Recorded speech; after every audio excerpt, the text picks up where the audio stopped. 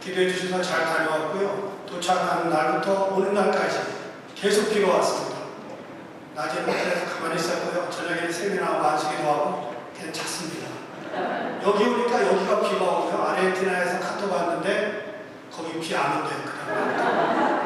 그래서 노 목사한테 제가 주보의 이름 바꾸라고 그랬어요. 정진남 목사라고. 아직 안 바꿨습니다. 세상에 큰 업적을 이루어놓은 사람들을 가만히 보면 능력이 뛰어난 사람도 물론 있겠지만 재능보다는 열심을 가진 사람입니다. 실패에도 끝없이 도전하는 사람들. 그래서 요즘 기업에서는 사람을 뽑을 때 능력보다 성실함, 즉 인성을 많이 본다 그럽니다. 열심을 가진 사람보다는 덜 가진 사람보다는 열심을 가진 사람, 성실한 사람이 안전하고 오래갑니다. 엘리야는 구약성경에 나오는 여러 선지자들, 믿음의 사람들 가운데 정말 열심을 가졌던 사람입니다. 그래서 오늘 설교 제목대로 열심히 유별난 사람이었습니다. 앞에 유자를 빼면 별난 사람입니다. 여러분 예수를 믿어도 좀 별나게 믿어야 돼요. 평범하게 믿지 마시고. 그의 라이벌은 누구였는가? 이스라엘 역사의 최대의 우상 숭배자였던 아합 왕과 그의 아내 이세벨이었습니다. 엘리야는 아합과 이세벨 영적 전투에서 갈멜산 꼭대기에 올라간 영적 전투에서 결국 그들을 이깁니다. 그리고 그들의 정치 참모였던 바알의 선지자 450명, 아세라의 선지자 400명, 그날 850명을 몰살합니다. 엘리야라고 하는 이름의 뜻은 여호와는 하나님이시라, 그런 뜻이에요. 그가 태어날 때 아버지가 지어줬든지 어머니가 지어줬든지 어쨌든 그의 일생을 좌우하는 이름이 됩니다. 여호와는 하나님이시다. 북이스라엘 최대의 선지자였고 모세 이후에 아마 열심으로 보면 최고의 열심을 가진 사람이었을 겁니다. 850명을 죽였으니 이세벨이 가만히 있겠어요? 그 다음 날부터 바로 엘리야를 죽이려고 찾아다닙니다. 그 칼날을 피해서 굴 속에 숨어 있습니다. 열왕기상 19장으로 보면은 굴 속에 도망가 숨어있는 엘리야에게 하나님이 오셔서 묻습니다. 내가 어찌하여 여기 있느냐? 그때 엘리야의 대답이 이렇습니다. 내가 하나님을 위해서 열심히 유별했다. 개혁성경에는 열심히 특심했다, 이런 단어를 아마 대부분 기억할 겁니다. 10절과 14절에 두 번 강조합니다. 내가 열심히 유별났었다. 그는 정말 이 말을 할 자격이 있었던 사람이었습니다. 누구보다 열심히 유별났고 목숨 걸고 신앙을 지켰습니다. 그의 열심이 어떤 열심이었는지 오늘 성경은 이렇게 이야기합니다. 첫 번째는 주의 말씀을 향한 열심이었다. 그 당시 대부분의 이스라엘 사람들은 하나님의 말씀을 수없이 전했음에도 불구하고 귓등으로도 안 들었습니다. 말씀보다는 우상 숭배, 그리고 현재 다산, 그리고 많은 추수, 이교에만 빠져 있었습니다. 그래서 다산을 강조하는 바알 시대 가서 전했습니다. 그런데 엘리야는 하나님의 말씀 한 가지를 붙들고 살아서 끝까지 그는 열심을 다했습니다.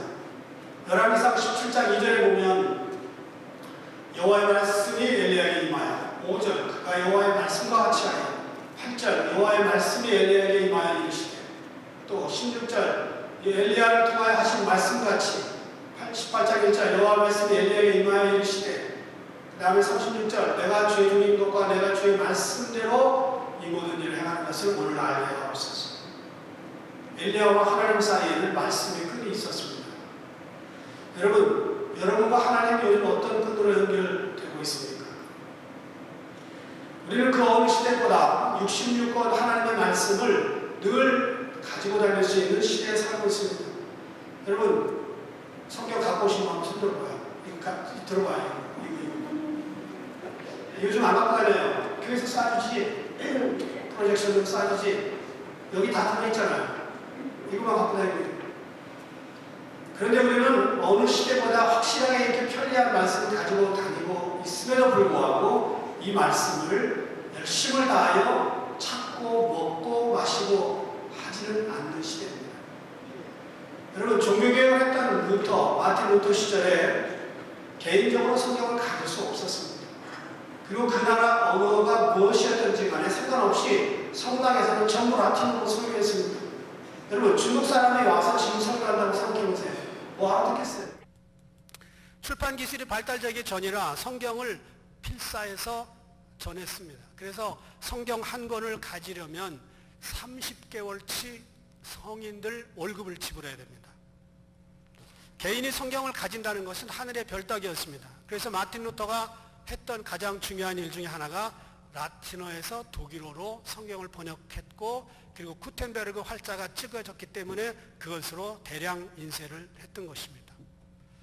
요즘 세계 곳곳에서 성서 번역의 열기가 뜨겁습니다. 세계 성서공회 연합회가 밝힌 2018년 통계를 한번 보겠습니다.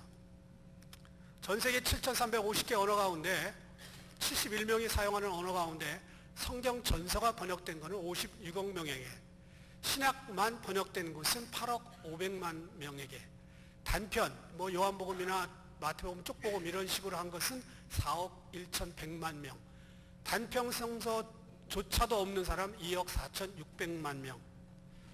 이렇게 여러분들과 저는 56억의 혜택을 누리고 있습니다. 여러분, 자기 나라 말로 성경을 개인적으로 가질 수 있다고 하는 것은 엄청난 특권입니다. 이런 특권의 시대에 우리가 살고 있고, 하나님의 말씀이 인터넷에서 깔려 있습니다. 성경책과 말씀은 홍수이지만 성경에 대한 열심은 가뭄의 시대가 되었습니다. 미국이든 성경이든 성경 한 책 구하려면 점심 한 끼 정도면 충분합니다. 그런데 이것을 가진 것이 중요한 것이 아니라 이 말씀에 대한 열심이 있어야 됩니다. 언약의 말씀을 들어야 되고요, 읽어야 되고요, 암송하고 묵상해야 됩니다. 그래서 이 말씀이 그저 내 귀에 스쳐 지나가는 말씀이 아니라 내 삶을 움직이는 그런 영적인 말씀이 되어야 될 줄 믿습니다. 눈 좋으신 분이 보일려는지 모르겠는데 제 셀폰 앞에 바탕화면이 뭐예요 이게? 잘 안 보이시죠? 이게 사슴 한 마리가 지금 물가를 찾아가고 있는 거예요. 그러니까 내가 이걸 킬 때마다 너가 목마른 사슴이 돼야 된다. 네가 목마른 사슴이 돼야 성도들도 같이 열심히 금을 먹지. 그래서 내가 목마른 사슴처럼 이렇게 바탕화면을 오죽하면 깔았을까요? 여러분, 성경이 없던 시절에 죽었던 성도들은 천국 가서 핑계거리가 있어요. 성경이 있어야 있지요. 라틴어로 하는 설교를 어떻게 알아들어요? 그런데 요즘 천국 가시는 분들 준비해야 됩니다. 핑계거리를 준비해야 돼요. 스마트폰에 성경이 있지, 성경책은 깔렸지, 교회 가면은 저쪽에 빛이 되어 있지. 도대체 성경을 눈만 뜨면 곳곳에 있을 텐데 성경 열심히 읽다 왔니? 그러면 뭐라고 대답해야 될지 핑계거리를 준비해야 됩니다. 적어도 하나님이 꼼짝 못할 정도의 핑계거리를 준비해야 됩니다. 2017년 4월, 불과 2년 전 통계입니다. 미국 조사기관인 라이프웨이 리서치 보고서에 의하면 대다수 크리스찬인 미국 성인 1000명을 대상으로 조사한 결과 미국 남성의 39% 성경을 전혀 안 읽는다. 여자는 31%가 안 읽는다. 1000명의 응답자 중에 11%만이 성경 전체를 한 번을 읽어봤다. 그리고 한 번 이상 읽은 사람은 9%, 12%는 대부분 읽었고 15%는 아직도 읽고 있고 절반, 30%는 성경 이야기를 부분적으로 알고 있고 단지 몇 문장만 읽었다는 분은 13%, 전혀 읽지 않았다는 응답자 10%. 그리고 미국인들이 성경을 접하는 유일한 시간은 언제냐? 누군가 다른 사람이 성경을 읽어줄 때 접한다. 이게 성경 봉독 시간에 한다 이 말이에요. 특성 전에. 얼마나 불행한 미국입니까? 1000명의 응답자 중에 10%만이 성경을 읽고 있다는 거예요. 그래서 아모스가 이렇게 얘기했습니다. 마지막 시대를 보면서. 한번 읽어볼까요? 시작.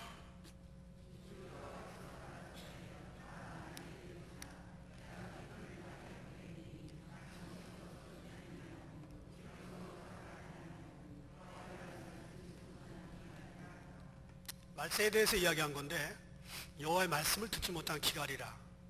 이게 문자적으로 해석이 어떻게 될지는 모르겠는데 인터넷에 깔린 게 좋은 목사님들 설교예요.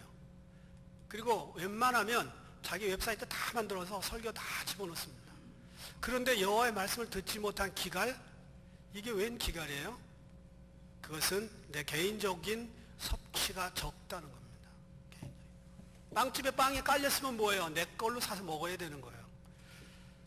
엘리야는 열심히 썼는데 어떤 열심이 유별났냐? 하나님의 말씀에 대한 열심이 유별났습니다. 두 번째, 그는 주의 재단을 향한 열심이 유별났습니다.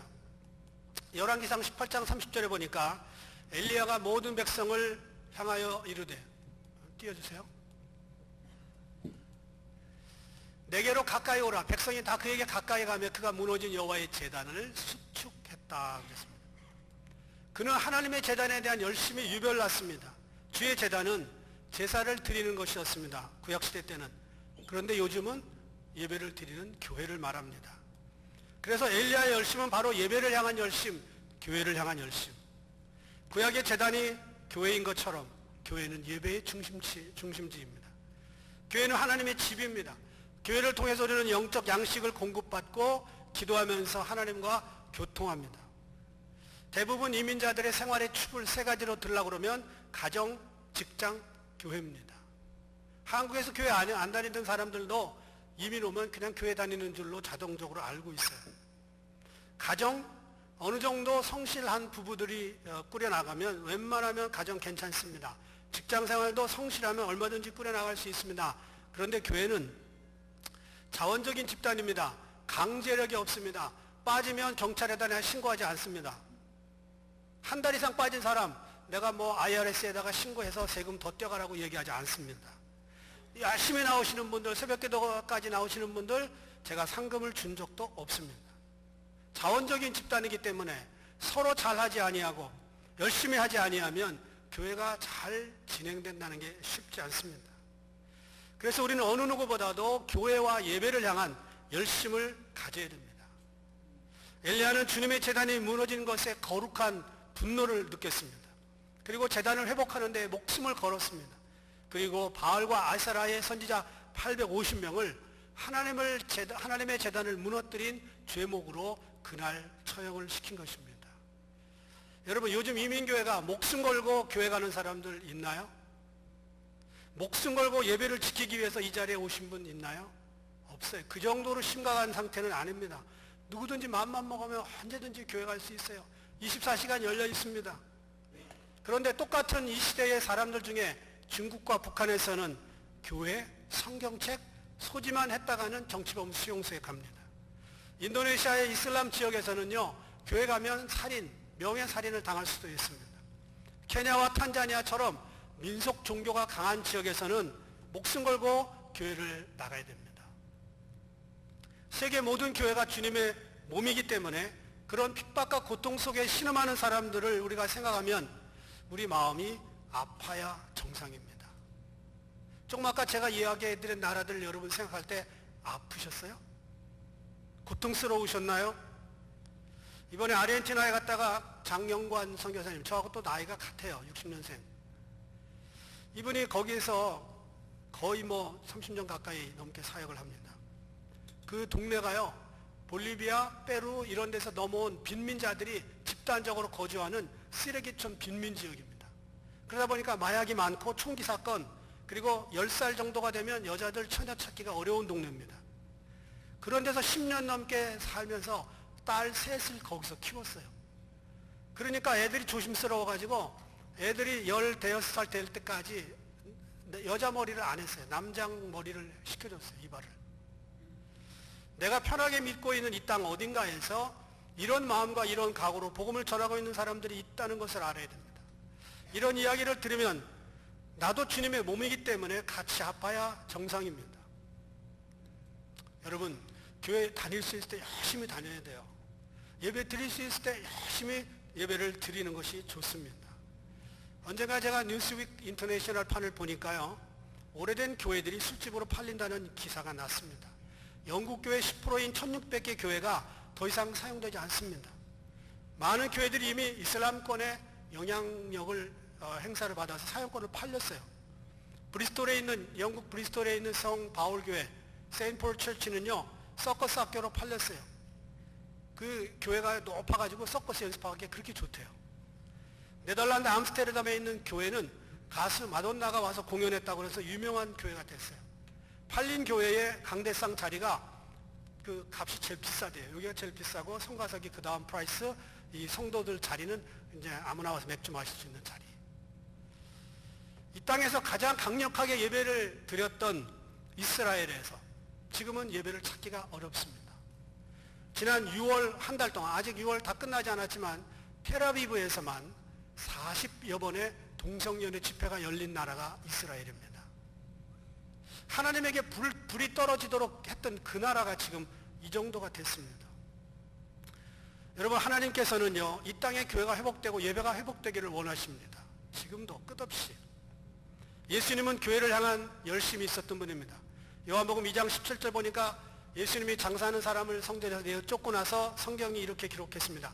주의 전을 사모하는 열심이 저를 삼키리라. 여러분, 예배와 교회를 향한 그 열심이 여러분과 저를 삼킬 수 있기를 바랍니다. 지금까지 말한 건 비저블 처치, 보이는 교회를 얘기한 거예요. 또 다른 교회가 있습니다. 인비저블 처치. 그것은 뭐냐? 여러분 한 사람 한 사람이 교회입니다. 여러분의 몸이 예배의 대상입니다. 그래서 바울은 로마서 12장 1절에서 이렇게 기록했죠. 그러므로 형제들아, 내가 하나님의 모든 자비하심으로 너희를 권하노니 너희 몸을 하나님이 기뻐하시는 거룩한 산제물로 드리라. 이는 너희가 드릴 영적 예배니라. 옛날에는 염소 끌고 양 끌고 비둘기 드렸어요. 더 이상 그렇게 하지 않는 거예요. 예수님이 십자가에서 완전하고도 확실한 속죄를 이루셨기 때문에 그걸 드릴 필요가 없고, 이제는 우리 자신이 예배당이라는 거예요. 우리 자신이 제물이 되어야 된다는 거예요. 오늘날 교회가 가장 경계해야 될 것 중에 하나가 구약시대로 돌아가려고 하는 유혹입니다. 성도들 한 사람 한 사람의 마음에 있는 교회보다는 겉으로 웅장하게 지어진 구약적 성전을 중심으로 하는 것 조심해야 됩니다. 그래서 성도들이 힘들든 말든 건물을 크게 짓고 능력 있는 목사로 인정받기를 좋아합니다. 많은 목회자들이 양육과 성숙, 내적인 거룩함을 유지하기보다는 건물에 많이 투자합니다. 건물 중심의 목회를 하려고 하는 구약적인 목회에 승부를 거는 사람들이 많습니다. 이것은 주님의 십자가를 온전히 이해하지 못한 결과입니다. 교회는 건물도 맞지만 건물 자체가 아닙니다. 우리의 마음속에 있는 성전이 더 귀한 교회입니다. 스데반 한 사람이 교회였습니다. 베드로 한 사람이 교회였습니다. 그리고 바울 한 사람이 가는 곳곳마다 교회가 생겼습니다. 구약적인 교회는 종교적이긴 하지만 복음적이지 못합니다. 재물은 드렸지만 자신은 드리지 않았습니다. 그런데 신학적인 교회는 재물은 없지만 자신을 드렸습니다.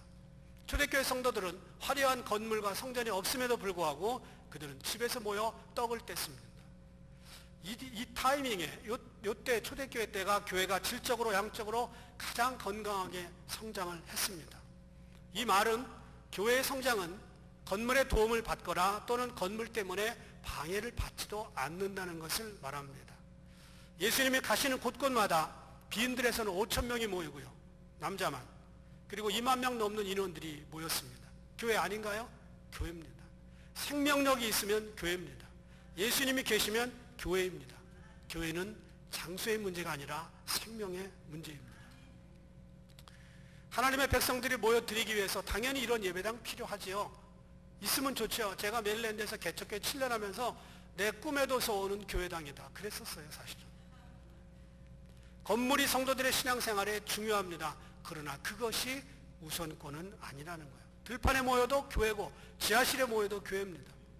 그래서 베드로전서 2장 5절은 말합니다. 너희도 산 돌같이 신령한 집으로 세워지고 예수 그리스도로 말미암아 하나님이 기쁘게 받으실 만한 신령한 제사를 드릴 거룩한 제사장이 될지니라. 바울은 우리가 영적 제사의 터라고 그랬고요. 베드로는 신령한 제사장이라고 그랬어요.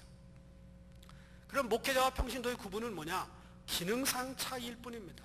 여러분은 돈 내는 사역자, 저는 돈 받는 사역자. 뭐 그 정도 차이예요. 저는 설교하는 사역자, 여러분은 설교를 듣는 사역자들. 계급이 절대 교회에서는 우선시 될 수가 없습니다.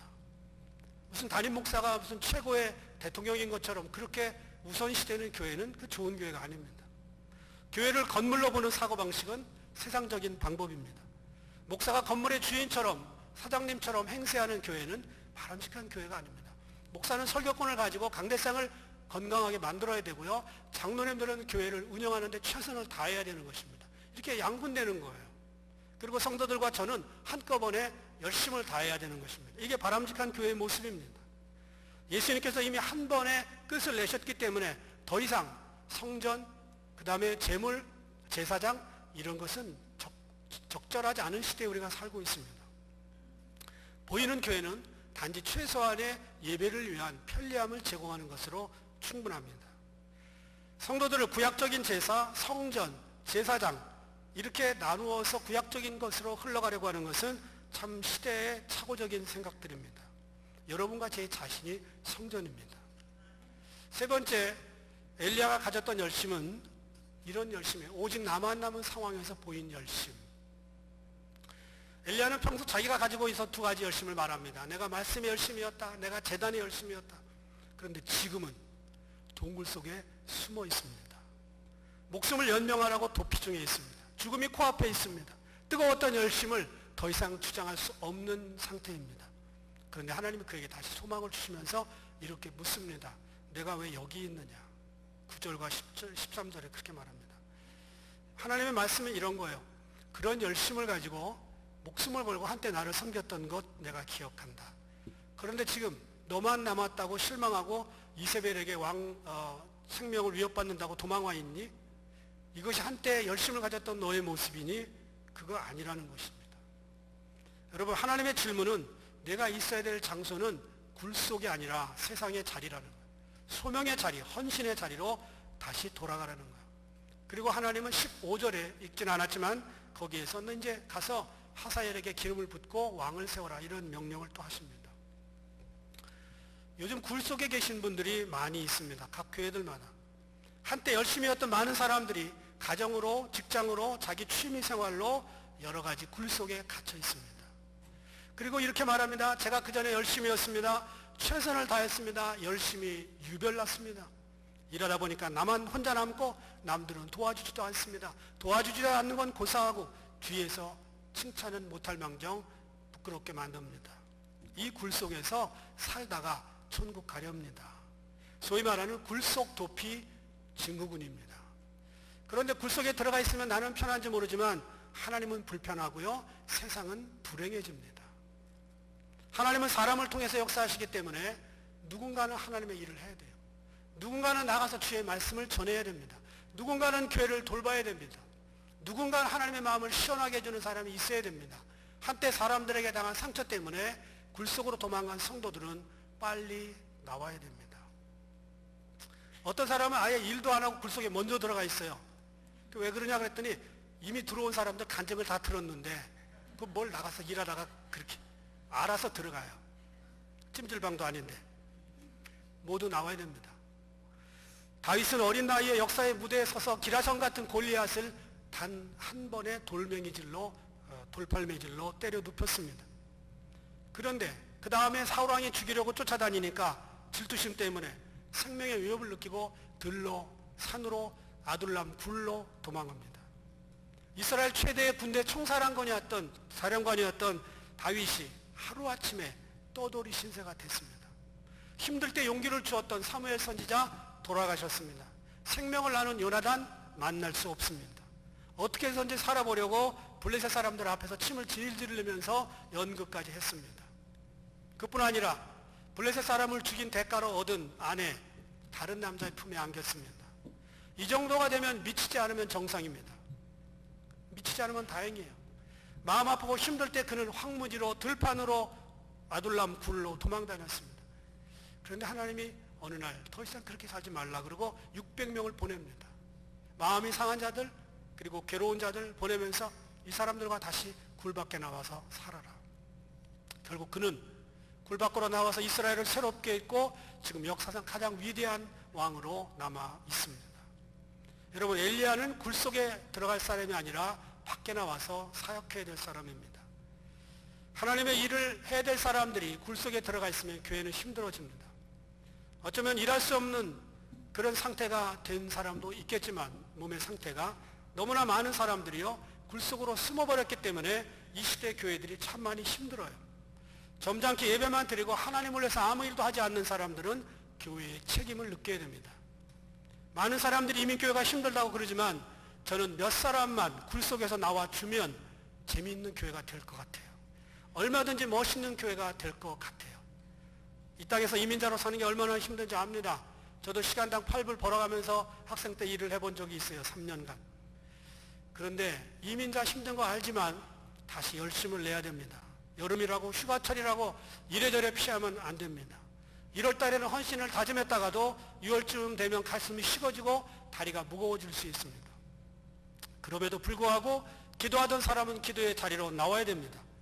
오래전에 성가대로 섬겼던 사람은 다시 성가대에 서서 소리를 질러야 됩니다. 부엌에서 칼질하던 사람 다시 칼을 잡고, 전도하던 사람 전도하러 나가야 되고, 그리고 우리의 헌신의 자리로 돌아가야 됩니다. 로마서 12장 11절을 말하죠. 부지런하여 게으르지 말고 열심을 품고 주를 섬기라. 계시록 3장 19절도 말합니다. 무릇 내가 사랑하는 자를 책망하여 징계하노니 그러므로 내가 열심을 내라 회개하라. 우리를 사랑하지 아니하면 그런 말 안 하십니다. 한때 열심히 했던 사람들, 굴 속에 숨어버렸던 사람들, 과거에 열심히 유별났던 사람들, 1월달 잘했다가 6월쯤 되면 슬쩍 손 놓고 계신 분 모두가 열심을 내지 아니하면 한두 사람의 힘 가지고는 지옥문을 흔들기에 너무 역부족입니다. 다시 언약의 말씀을 향한 열심의 불을 붙이시고요. 주의 교회와 예배를 향한 열심의 불을 붙이시고요. 그리고 혼자 남는 한이 있다 할지라도 주님을 향한 그 뜨거운 열심이 사라지지 않기를 바랍니다. 그래서 굴 속에는 아무도 없고 굴 밖에서 사역하는 사람이 많은 우리 교회가 되기를 주의 이름으로 부탁합니다.